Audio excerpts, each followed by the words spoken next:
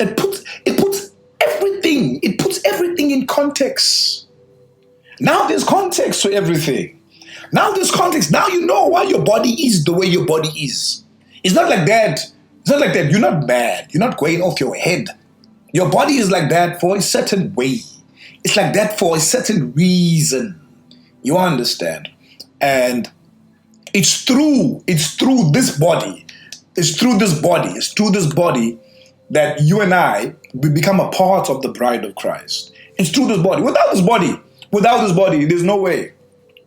Without this body, there's no way. Listen, there is no way that without this body, a person can become a part of Christ. If you look at the life of Jesus here, look at the life of Jesus in this context. Everything, his life was a life of suffering. From birth, from the day he was born, he suffered. He suffered for his wife. Now you say, oh, Jesus suffered, therefore I don't need to suffer. Then you are one of those wives. You know, one of those wives that just loves the luxury. Have you seen those? Have you seen those wives? They only want the luxury of their husbands, nothing else. They don't. No. I don't know about all this and that. What can you do for me? What can you do for me? What can you get for me? Oh, I need this jewelry. I need this, that. I need this. Oh, I need a new car. Let's get another holiday house. You there? That's the type of bride that you are. But when the groom says, "Hey, listen, let me tell you a bit about my life." Oh, no, I don't want to hear about your family.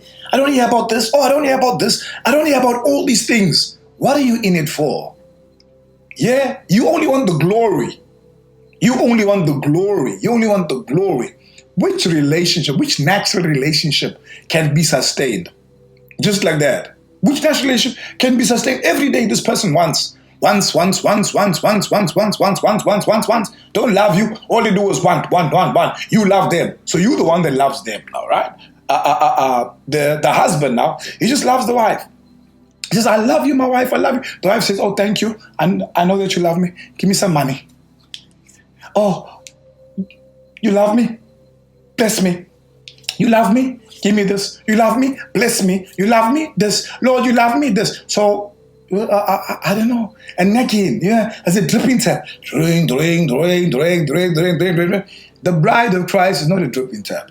You see, the perfect bride is the one that is into the husband. If the husband has a business and the business is suffering, she doesn't want to go shopping. She wants to come in and be a part of that suffering with the husband. Yeah? That's what we're talking about. Not the one when the business is suffering, they want to go out and spend more. That is not. So I'm using that because embedded in man, these things of God, God has put them there inside of us so that we can judge ourselves and we can see. Yeah. So sufferings. Moses, you want to see my glory? Moses, you want to see my glory, Moses? Hey, remember, God showed his glory, but he withheld it from Moses. And then he made Moses see the back parts. So now Moses, he gets to see the back parts of God. The back parts of God. The back parts of God. Yeah? That's beautiful. We know now, then, that God's eternal plan was for his son to have a wife. And we see that the back sort of like parts of God, that is the thing that is valuable. That is valuable for the glory of God. Let me say this here. And at one time, these words came to me. I'm not going to say how they came to me. That's not relevant. Yeah. And there are certain things in life that we struggle to figure out and to comprehend. And so in my personal time with the Lord, almost probably 90% of the time, he would show, or I would be taken to certain places that always got to do with my past. Past. Always got to do with my past. And one particular time, I asked a question. I'm like, but why am I always shown my past? Why am I shown my past? And I got this answer. Yeah, I got this answer. And the answer was, your background is the deepest thing you can respect. Your background is the deepest thing you can respect. My gosh, you know how many months that had me for months upon. I could not figure out what, it resonated with me, but I couldn't figure out what really the saying meant. And it's only recently that I learned, that a person's background is what God uses to make them or glorify them. It's their background. So no matter what my background, so if my background is a background of no parents and I grew up in an orphanage, that's the material that God uses, to bring a person into glory. It's their background. And this you can see like you can see this in the Bible, that the background of a person is not meant to be shut off. Like, you don't shut off from your background and you say, okay, I'm going to... No. That is the thing that God uses. He uses that to form you. So most of our backgrounds all have some type of negativity or some type of suffering that is in it, or some things that displease us, some things we don't want to talk about, some things we're ashamed of. And nobody's saying is that you must revisit your background. But what it's saying is, it's from those things. It's from those things that God uses to form you, to structure you. Yeah, He uses that for you to become a person of glory. Are you with me? This is what He did. This is what He did with Adam. He used things that were in his past, like a fallen earth. You understand? He used the contamination of the earth to form a body for Adam. So He used his past for Adam to become a creature of glory. So our past then become very, very, very, very significant and very, very, very important, because it's our past. It's our past that God is using. It's our back parts. It's our background. Now, the words that was given to me is that your background is the deepest thing you can respect. Remember that with a husband and with a wife, a husband is told to love his wife, and then obviously the wife has that responsibility, which we call like respect, to honor like the husband, a respect that must come from it. But now this respect has got more substance added onto it.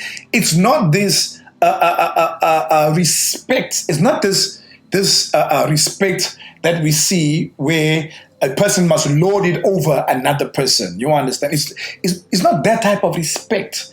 That is not the respect. That's not the respect that we are talking about. The respect that we are talking about is with regard to the background. Yeah, it must be respected. Your background must be respected. So the background of your partner, the background of your head, it must be respected, because the glory will come from the head.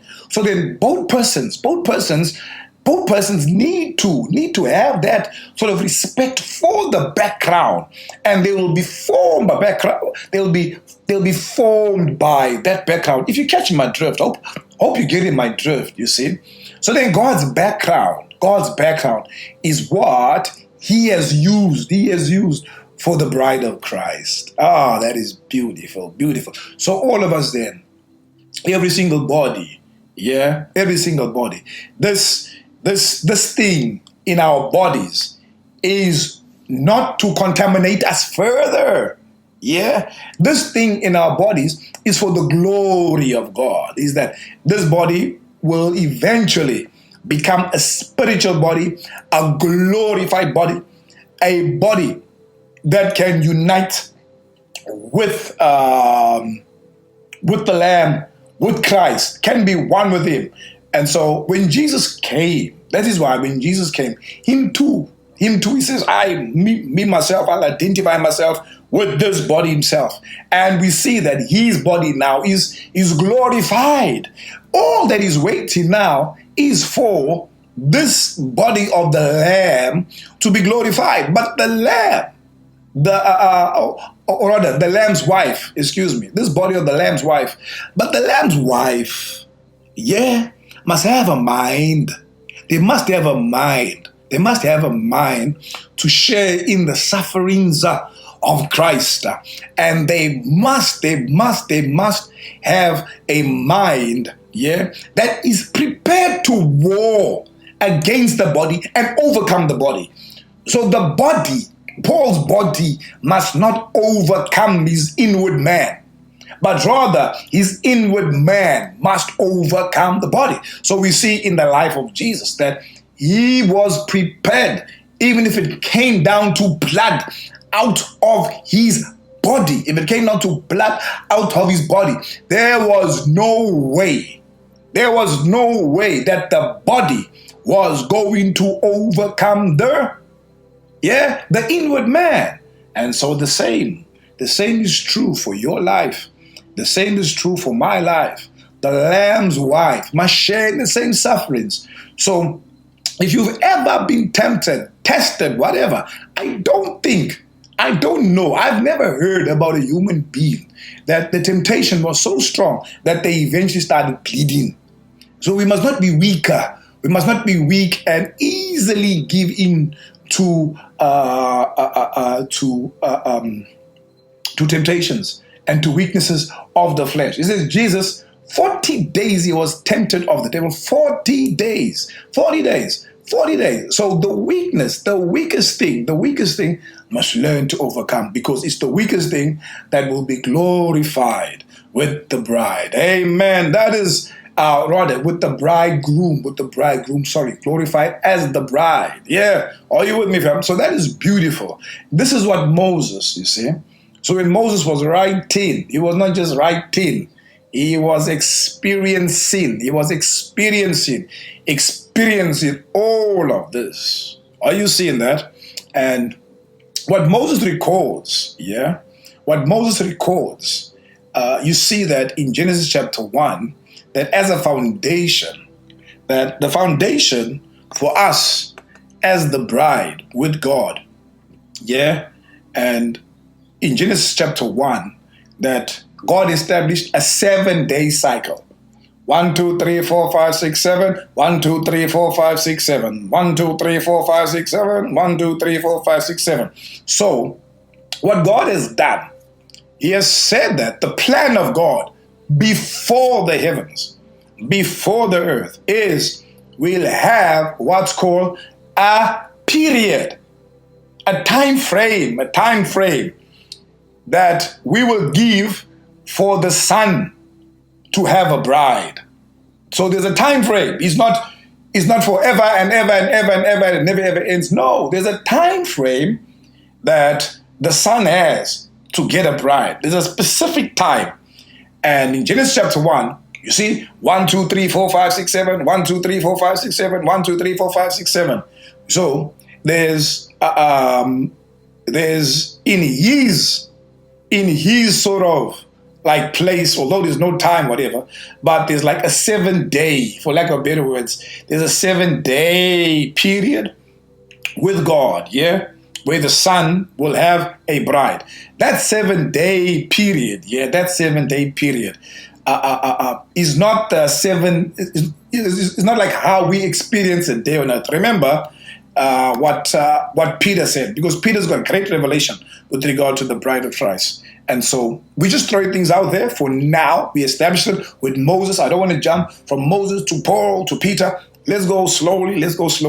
But let's see what Peter says about the 7th cycle and the 7 days. What is the revelation he has in 2 Peter 3, verse 8? He says, but beloved, you see the terminology? But beloved, be not ignorant of this one thing, that one day is with the Lord as 1,000 years, and 1,000 years as one day. So he's saying that a year and 1,000 years, with regard to the Lord, one day with the Lord is 1,000 years. One day with the Lord is 1,000 years. Then it means then that the earth period, if it has 7 days, then that's 7,000 years. 7,000 years. 7,000 earth years. 7,000, 1, 2, 3, 4, 5, 6, 7,000 earth years. But with the Lord is like 7 days. 7 days with the Lord is like 7,000 earth years. Now this is the latter. This is the latter part of God's plan. The latter part. It's not yet. This part is not involving the rebellion. Yeah, and Lucifer's time. This 7-day process now is after the rebellion. So there's 1, 2, 3, 4, 5, 6, 7. These 7 days, each day, yeah, each day is like a pillar on its own, or a foundation on its own each day. So in Genesis chapter 1, whatever God speaks on day number 1 then represents 1,000 years. It's the foundation for 1,000 years. What he speaks on day number 2 is the foundation for the next 1,000 years.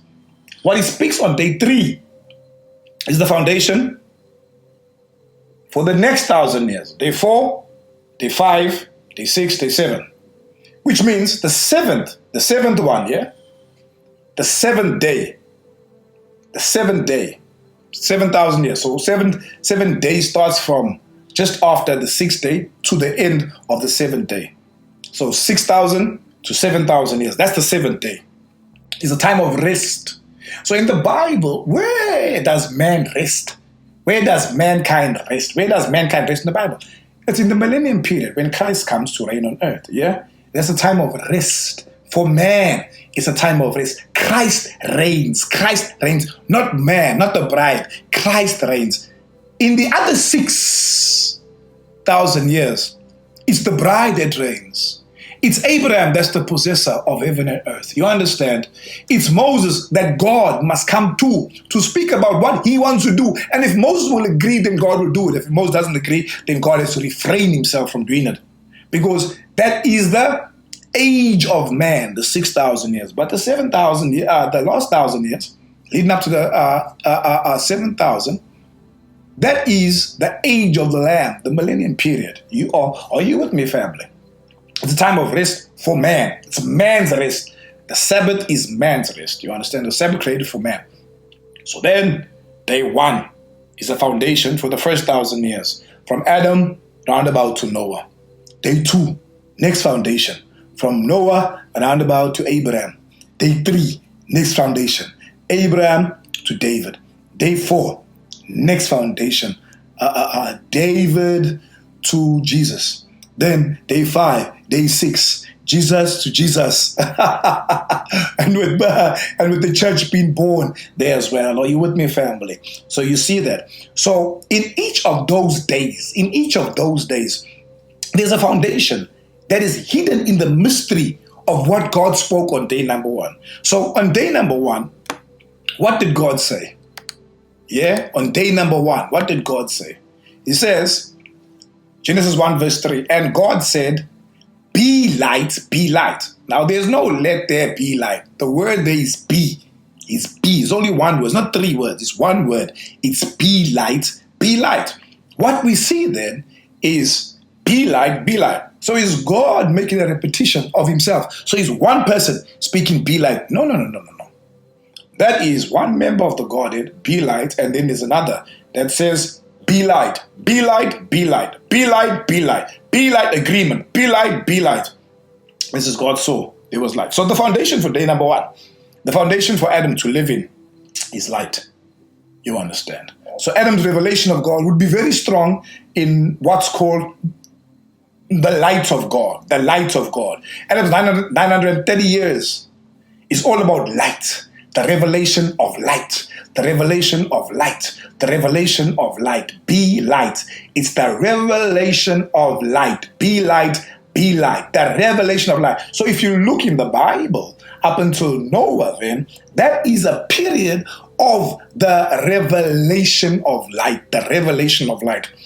Everything is related to the revelation of light. Then from Noah's time, then you would see that, 5, God called the light day, and darkness he called night. Then it says the evening, and the morning was the first day. So evening and morning is first. So it's darkness first. Is it on earth? Bride, darkness first, then day. Darkness, it doesn't change. Evening, sufferings, then day. Sufferings, then glory. Sufferings, then glory. Everything must run now. Because we've established that foundation with God, we've put those foundations. Now we can build upon that. Now we can slowly start putting the structure up, and it must fit. It must be perfect. So, Genesis 1:6. And God said, let there be a firmament in the midst of the waters. Let it divide the waters from the waters. So, in day number 2, the foundation, already we see God made the firmament, divide the waters which are under the firmament from waters which are above the firmament. And it was so. God called the firmament heaven, and the evening and the morning was the second day. Now we know in the time of Noah. We know in the time of Noah. There's one significant event in the Bible. It's the Tower of Babel. Straight after the genealogy of Noah, it speaks about the Tower of Babel. How this generation, they wanted to go up to where the firmament, they want to go up to the heavens. You see how everything is lining upon each other? Yeah, line upon line. Everything is being built accordingly. And we also know then that the waters here that were divided, they were split up, waters up and waters down. Then above it, the thing that held up the waters was something called a firmament. It's something spread out. It's spread out and it holds up waters that were above it. So what we have is waters below and waters above. It says, God said, let there be a firmament in the midst of the waters. They divide the waters from the waters, and God made the firmament and divided the waters which were under the firmament from the waters which were above, which under the firmament from the waters which were above the firmament. And it was so. God called the firmament heaven, and the evening and the morning were the second day. In the second 1,000 years, God's second day. What is happening on earth? Oh, these people, it was no more about light. They want to go. The revelation is there. It's like the revelation is there. Now, they want to go to the heavens. Why didn't they want to go to the heavens there prior to that, all right? So then we see that is what takes place. Then the third, and God said, let the waters under the waters began to get unto one place, let the dry land appear. So God called the dry land earth. The gathering together to the waters called his seas, and God saw it was good. Let the earth bring forth grass, herb yielding seed, the fruit tree after his kind, whose seed is himself upon the earth, and was so. And the earth brought forth grass and herb yielding seed after his kind, the tree yielding fruit, whose seed was in itself after his kind, and God saw that it was good. Evening and morning were the third day. So the third day, we see something very interesting. We know that Abraham is on the third day of God, and which is the 3,000 year going forward. The introduction of the herb yielding seed and the fruit tree yielding fruit of this kind, what does that speak of? That speaks of faith. That speaks of faith. Faith as a foundation. So from that time on, it speaks about faith as a foundation. Faith as a foundation. Faith as a foundation. And that's the life of Abraham. In Abraham's life, there's one significant thing that happens, which is very interesting. We get to see that Abraham, he possessed heaven and earth. When you look at the original word of the word possessed, it's used unanimously in the Bible as the word bought. Abraham bought the heavens and earth. No wonder why then you find that if this is the case with regard to what I'm expressing now, then if you buy something, then it should have your name on it. Is that not so? Yeah? Is it not so? That it should have your name on. Then in the earth, paradise is not called Adam's paradise. It's not called Noah's paradise. It is called Abraham's bosom. Why is it called Abraham's bosom? Because he bought the earth. Abraham bought the earth. You understand? He's the possessor of the earth. When God wants to do something on earth, he has to go through Abraham. He says, on earth, God has to go through Abraham. If he wants to do something in Sodom and Gomorrah, he's got to come to Abraham and present his case. Abraham, this is the story. This is what I would like to do on earth. So it shows you something, that if Abraham owns the earth, then God approaches him.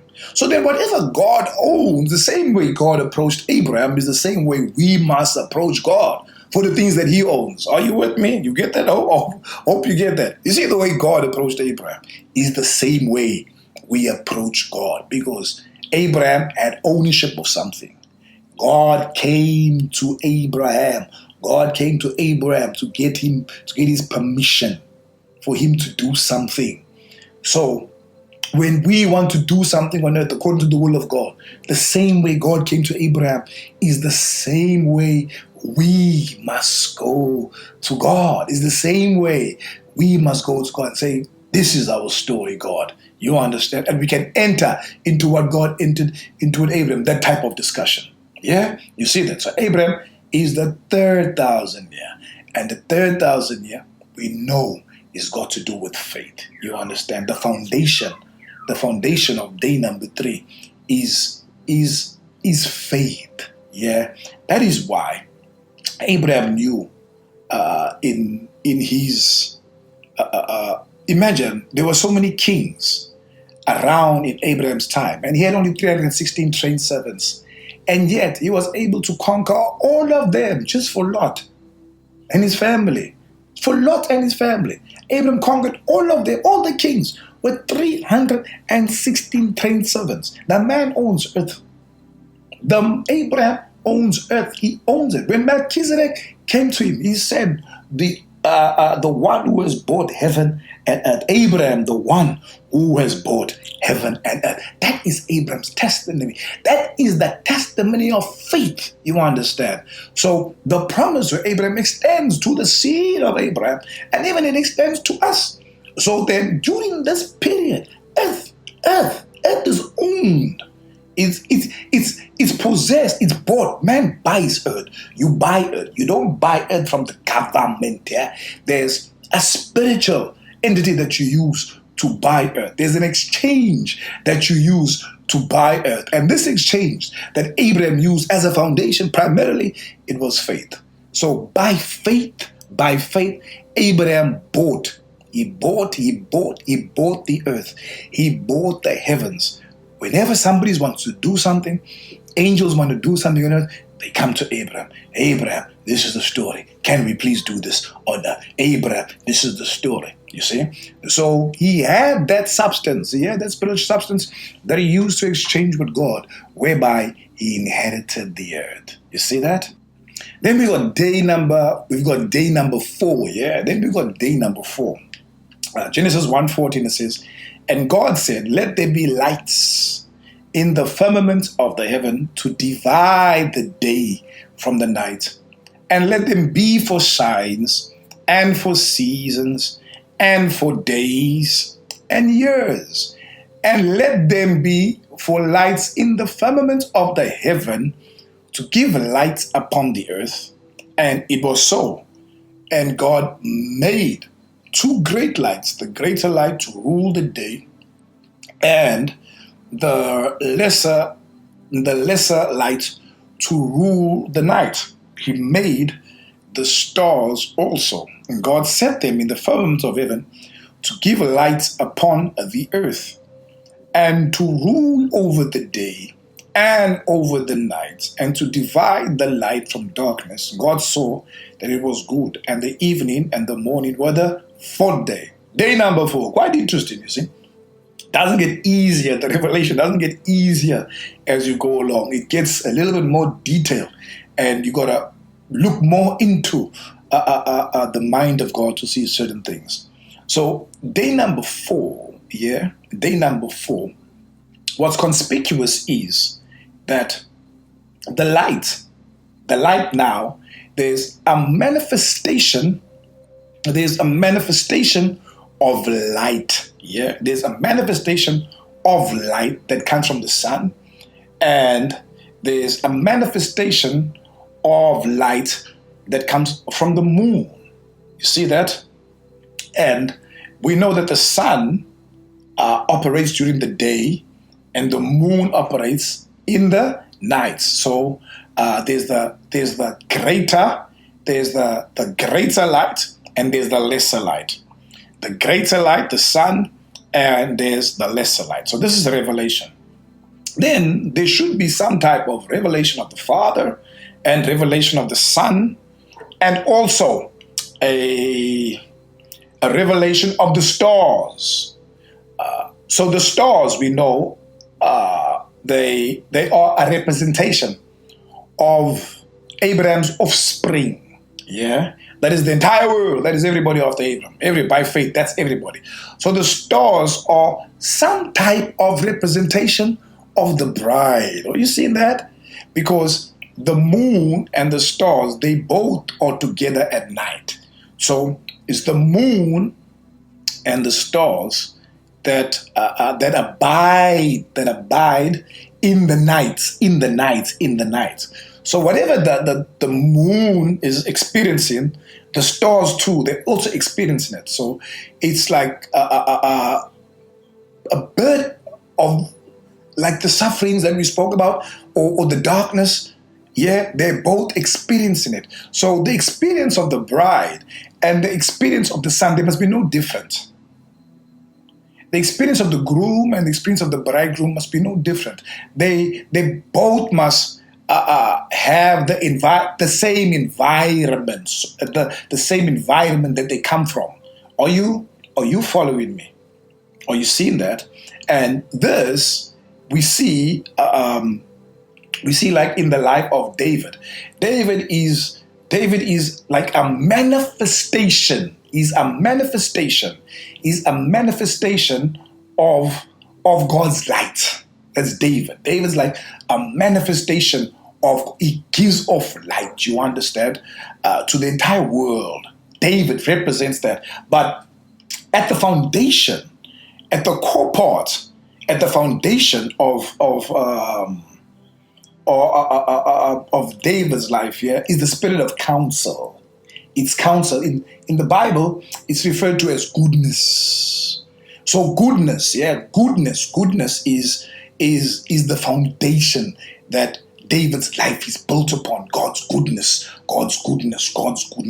And you see that in David's life, that faith is not his foundation, light is not his foundation, but God's goodness becomes David's foundation. So as long as David has God's goodness as his foundation, you understand, then above that and upon that, you will have things such as faith. So faith is upon that. You'll have things such as wisdom, that's upon it. But wisdom is not its foundation, neither is faith its foundation.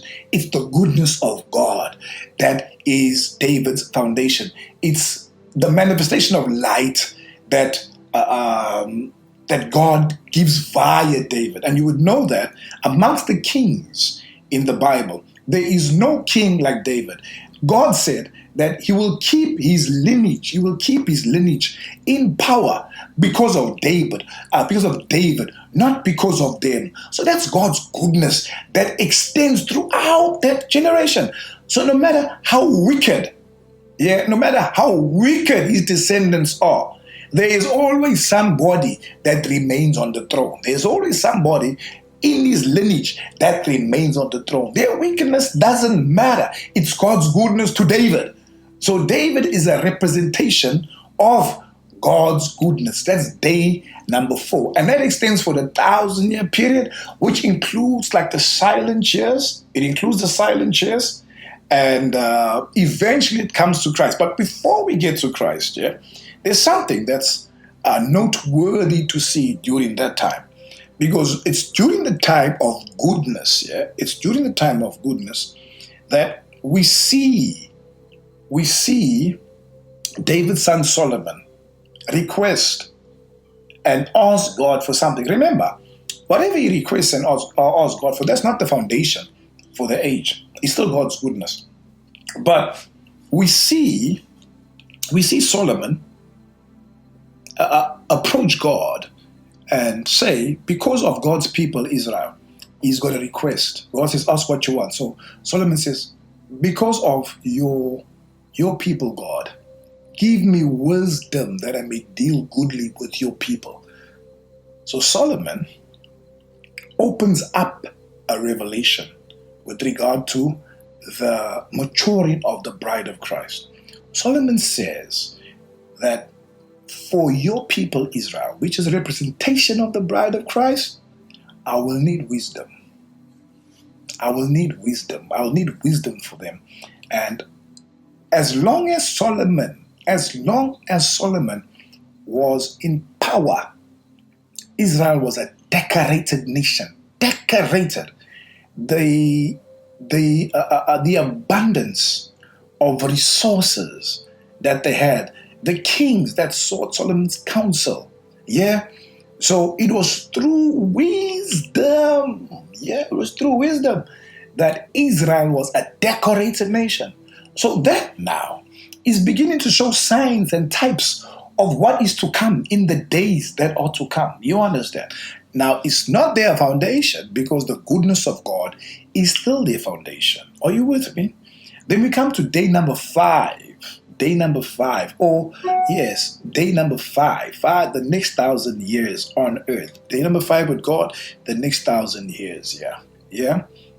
And we see Jesus's life on day number 5.